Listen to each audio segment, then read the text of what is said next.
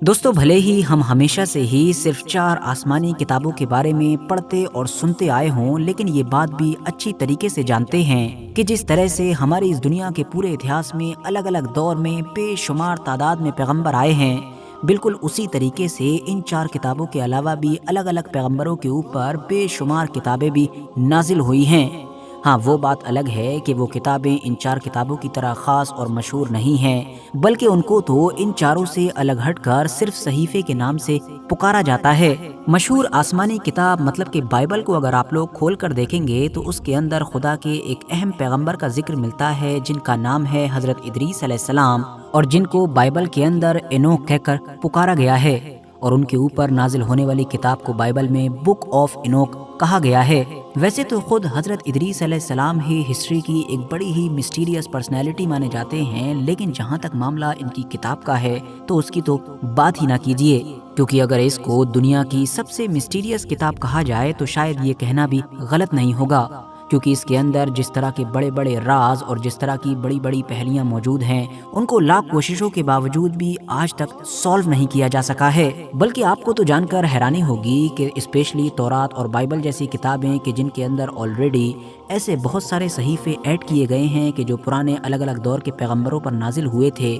اس کے اندر بھی اس خاص کتاب کو ایڈ نہیں کیا گیا، بلکہ ہم تو یہ بھی کہہ سکتے ہیں کہ ہزاروں سال پہلے ہی یہودیت اور عیسائیت میں آفیشیلی یا پھر ان آفیشیلی اس کتاب کے اوپر پابندی ہی لگا دی گئی تھی۔ اب ایسا کیوں کیا گیا؟ اس کو تورات اور انجیل سے دور کیوں رکھا گیا؟ اور آخر اس کتاب میں ایسی بھی کیا عجیب و غریب اور حیران کر دینے والی چیزیں ہیں؟ ان ساری ہی چیزوں کے جواب آپ کو ملیں گے، مگر اس سے پہلے میری آپ لوگوں سے بس ایک چھوٹی سی ریکویسٹ ہے کہ اگر ابھی تک آپ لوگوں نے ہمارا سیکنڈ چینل جس پر مینلی ہم نیوز کور کرتے ہیں اس کو سبسکرائب نہیں کیا ہے تو ڈسکرپشن اور کامنٹس باکس میں دیے گئے لنک کے ذریعے سے کر سکتے ہیں، یا پھر یوٹیوب پر RH نیٹورک انفلٹرڈ لکھ کر بھی سرچ کر سکتے ہیں۔ مدعے پر آئیں تو ویسے تو اس کتاب کا کچھ حصہ 1947 میں ڈیڈ سی اسکرول سے بھی دریافت ہوا تھا، مگر پھر بھی پہلی بار یہ کتاب دنیا کے سامنے آج سے لگ بھگ 200 سال پہلے آئی تھی، جس پر چھان بین کرنے کے بعد یہ پتا چلا کہ یہ کتاب 200 عیسیٰ پورو مطلب کہ حضرت عیسیٰ علیہ السلام سے بھی 200 سال پہلے لکھی گئی تھی، جس سے سیدھے طور پر اب اس کی اوتھینٹسٹی پر بھی سوال کھڑے ہو گئے۔ مطلب یہ کلیئر ہو گیا کہ یہ کتاب اپنی اصلی حالت میں نہیں ہے،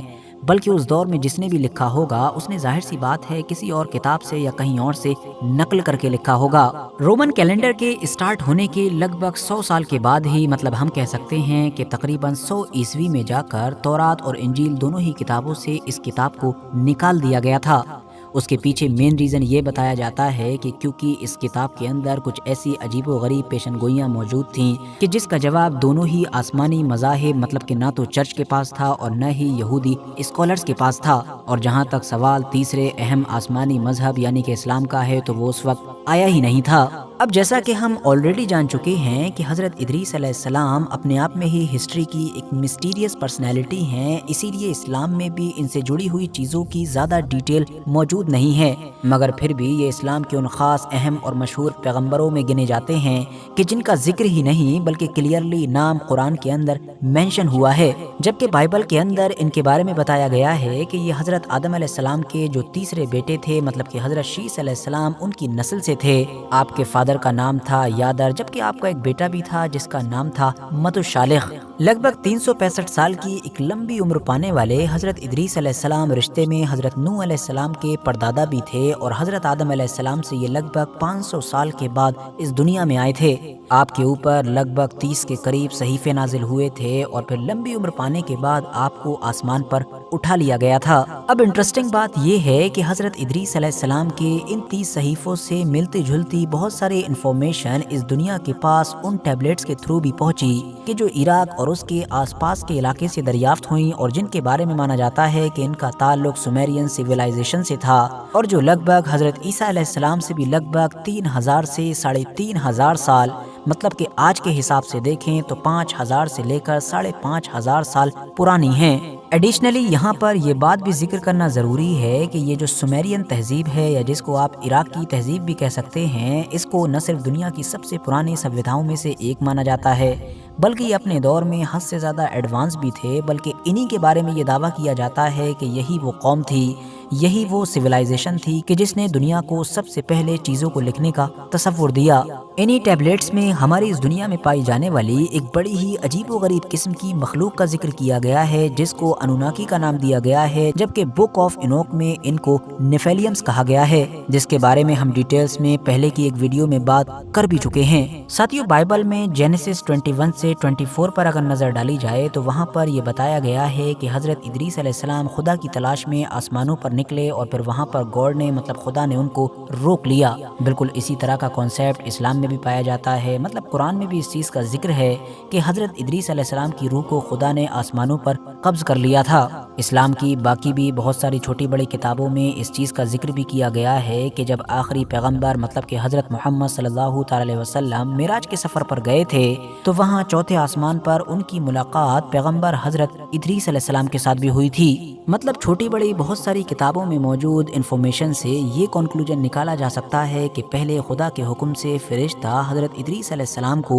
इंसानी जिस्म में ही इस दुनिया से आसमान की तरफ लेकर गया और फिर वहाँ पर चौथे आसमान पर उनकी रूह कब्ज कर ली गई और उनके हमेशा रहने की जगह भी वही चौथा आसमान है कि जहाँ पर नबी अलैहिस्सलाम से मिराज के वक्त उनकी मुलाकात भी हुई थी। मगर इंसानी जिस्म के साथ ये सब कुछ मुमकिन कैसे हुआ, अब ये तो खुदा ही बेहतर जानता है। लेकिन हाँ, ये बात क्लियर है कि ये दुनिया की उन अहम पहलुओं में से एक है कि जिसका जवाब हमारी ये एडवांस और साइंस वाली दुनिया बड़ी ही शिद्दत के साथ तलाश कर रही है। अब अगर खास तौर से इस किताब के ऊपर फोकस करें तो इसको 5 हिस्सों में डिवाइड किया गया है और जो पहला हिस्सा है उसका टाइटल है बुक ऑफ वॉचर्स। इसको हजरत ईसा अलैहिस्सलाम से लगभग 300 साल पहले लिखा गया था। इसके अंदर 200 ऐसे फरिश्तों की कहानी बयान की गई है जिनका नाम था वॉचर्स। इस किताब के मुताबिक हजरत इदरीस अलैहिस्सलाम के फादर के दौर में 200 के करीब फरिश्ते जिनका नाम वॉचर्स था वो एक पहाड़ पर उतरे और उतरने के बाद उनमें से उनका जो एक सरदार था उसने बाकी बचे हुए 199 से ये वादा लिया कि चाहे कुछ भी हो जाए हम इंसानों की नस्ल को बर्बाद करेंगे, कि उनको पूरी तरीके से बिगाड़ कर रख देंगे। और फिर इसी मकसद के तहत अब इन लोगों ने इंसानों को नए नए अलग अलग तरह के गुनाह सिखाने शुरू कर दिए। इन्होंने इंसानी तख्लीक को बदलना, इंसानों और जानवरों का मिलाप कराना, इसके अलावा असला वगैरह यानी कि तलवार, ढाल बनाना, जेवर बनाना, ये सारी चीजें इंसानों को सिखानी शुरू कर दी, वरना इससे पहले इंसान इनके बारे में नहीं जाना करते थे। बुक ऑफ इनोक के मुताबिक अजाजील के शैतान ने ही इंसानों को पहली बार तलवार, जिरा, खंजर ये सब बनाना सिखाया ताकि आपस में ही ये लड़कर एक दूसरे को कत्ल करें। सोने समेत अलग अलग तरह के धातुओं का सही तौर पर इस्तेमाल सिखाया, उसके जरिए से बनना संवरना सिखाया जो आगे जाकर फिर बुराई और लड़ाइयों की वजह बना। इसी मखलूक ने ही फिर इंसानी औरतों के साथ रिश्ते भी कायम किए, जिससे जाहिर है फिर बड़ी ही अजीबो गरीब मखलूक पैदा हुई जो ना तो दिखने में इंसानों की तरह थे बल्कि उनकी लंबाई, चौड़ाई और ताकत हद से ज्यादा थी। इनकी उम्रें भी हद से ज्यादा लंबी हुआ करती थीं। इन्हीं को ही आज के दौर में दुनिया नेफेलियम्स के नाम से जानती है। दोस्तों, दुनिया के कई अलग अलग हिस्सों में अलग अलग वक्तों पर कई ऐसी अजीबो गरीब तस्वीरें या मूर्तियां भी बरामद होती रही हैं कि जिन्होंने दुनिया को हैरान किया, क्योंकि वो देखने में ना तो इंसान लगती थी न जानवर, क्योंकि उनका आधा धड़ जानवर का होता था तो आधी चीजें इंसानों की होती थी। ऐसी तस्वीरों या मूर्तियों के बारे में भी वक्त के साथ ये दावा किया जाने लगा कि शायद ये भी उसी दौर की हैं, क्योंकि वॉचर्स ने इंसानों और जानवरों का मिलाप भी किया था, जिसकी वजह से फिर ऐसी अजीबोगरीब मखलूक पैदा हुई थी। अब ये कहानी सच्ची है या झूठी है या आधी सच है आधी झूठ है, ये सारी चीजें तो बात की बात है, लेकिन यहाँ पर ये बात क्लियर कर लेना जरूरी है कि जो 3 मशहूर आसमानी मज़ाहिब हैं उनमें से जो इस्लाम है उसके पर्सपेक्टिव से अगर देखा जाए तो फरिश्तों के मामलात में ये चीज़ पॉसिबल ही नहीं है। वो इसलिए क्योंकि इस्लाम में ये क्लियरली बताया गया है कि फरिश्ते मासूम होते हैं, वो कोई गुनाह कर ही नहीं सकते हैं बल्कि ऐसा सोच भी नहीं सकते हैं,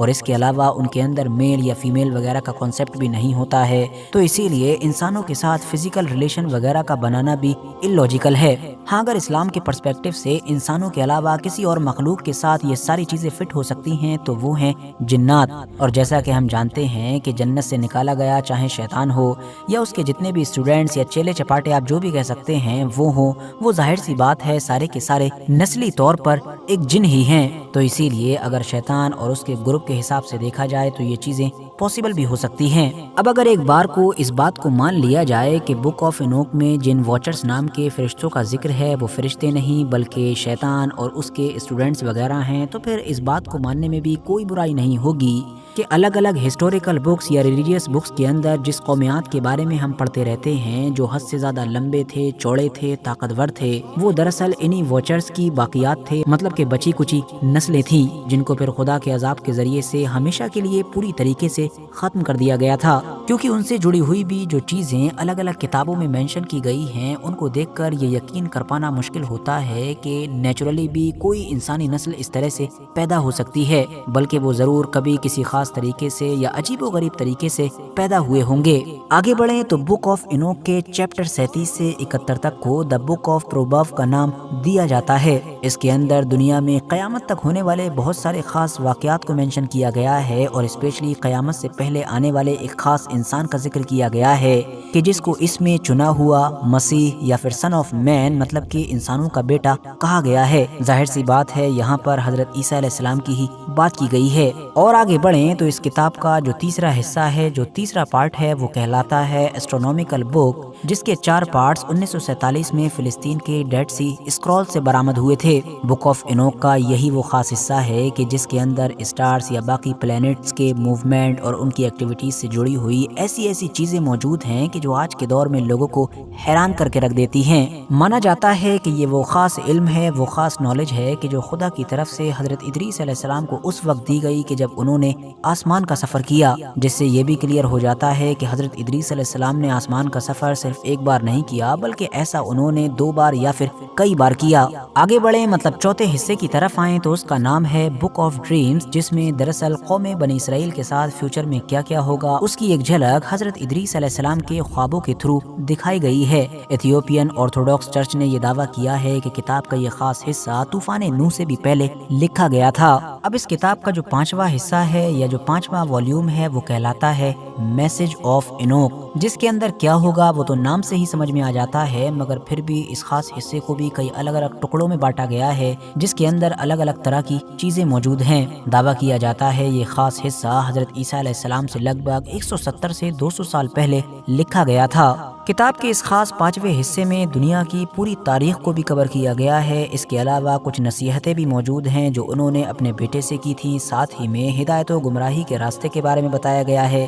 گناہوں کے انجام کے بارے میں اور جنت اور جہنم کے بارے میں بھی ذکر کیا گیا ہے۔ اسی کے اندر ہی طوفان نوح کا بھی ذکر ہے، جو ظاہر سی بات ہے اس دور کے حساب سے دیکھا جائے تو فیوچر میں ہونے والی ایک پیشن گوئی کے طور پر تھا، کیونکہ اس وقت تک تو وہ چیز ہوئی نہیں ہوگی۔ اور طوفان نوح سے جڑا ہوا یہ حصہ بھی دراصل 1947 میں ڈیڈ سی اسکرول سے ملا تھا۔ اب ساتھیو، اگر ان 4 سب سے مشہور آسمانی کتابوں کو چھوڑ دیا جائے تو حضرت آدم علیہ السلام اور ان کے بعد آنے والے پیغمبروں پر جو صحیفے نازل ہوئے وہ آج کہاں ہیں، کن حالات میں ہیں، یہ ہم میں سے کسی کو نہیں پتا ہے۔ بک آف انوک مطلب حضرت ادریس علیہ السلام سے جڑی ہوئی یہی وہ کتاب ہے کہ جو آج دنیا کے سامنے آ چکی ہے اور جو ہے بھی لگ بھگ 2200 سال پرانی۔ مگر پرابلم یہی ہے کہ بھلے ہی بہت پرانی ہے مگر حضرت ادریس علیہ السلام سے تو بہت بعد میں ہی لکھی گئی ہے، تو اسی لیے یہ کتنا سچ ہے اور کتنا جھوٹ ہے اس بات کو بھی ویریفائی کیا ہی نہیں جا سکتا ہے۔ اور سب سے زیادہ عجیب بات تو یہ ہے کہ اس کے اندر بیان کی گئی چیزیں کسی ایک آسمانی کتاب نہیں بلکہ ساری، مطلب کہ قرآن، تورات، انجیل سبھی سے ٹکراتی ہیں۔ یہی وجہ ہے کہ اس کتاب کو بائبل میں بھی شامل نہیں کیا گیا، مگر ساتھ ہی یہ بات بھی اگنور نہیں کی جا سکتی ہے کہ اس کے اندر حضرت آدم علیہ السلام کا ذکر ہو، شیطان اور اس کے چیلوں کا ذکر ہو، دنیا میں ان کی طرف سے بگاڑ پیدا کرنے کا ذکر ہو، طوفان نوح کا ذکر ہو، قیامت سے پہلے حضرت عیسیٰ علیہ السلام کے ظہور کا ذکر ہو۔ یہ ساری وہ چیزیں ہیں کہ جو یقینی طور پر سچی دکھائی دیتی ہیں، بلکہ اگر تورات، انجیل اور قرآن کے کانٹیکسٹ کو دماغ میں رکھ کر اس کو دھیان سے دیکھا جائے تو باقاعدہ یہ ایک پراپر ٹائم لائن بھی کریٹ کرتی ہیں۔ اور یہی تو وہ عجیب و غریب چیزیں ہیں کہ جو اس کتاب کو آج بھی دنیا کے لیے ایک پہلی بناتی ہیں۔ باقی دوستو، آپ لوگوں کی اس کتاب کے بارے میں کیا رائے ہے کمنٹس باکس میں ضرور بتائیں۔ ویڈیو اگر اچھی لگی ہو تو لائک کرنے کے ساتھ ساتھ دوستوں کے ساتھ ضرور شیئر کریں، اور ایسے ہی نالجبل اور ہسٹوریکل ویڈیوز ہمیشہ دیکھنے کے لیے ہمارے اس چینل کو سبسکرائب کرنے کے ساتھ ساتھ بیل آئیکن کو ضرور پریس کریں۔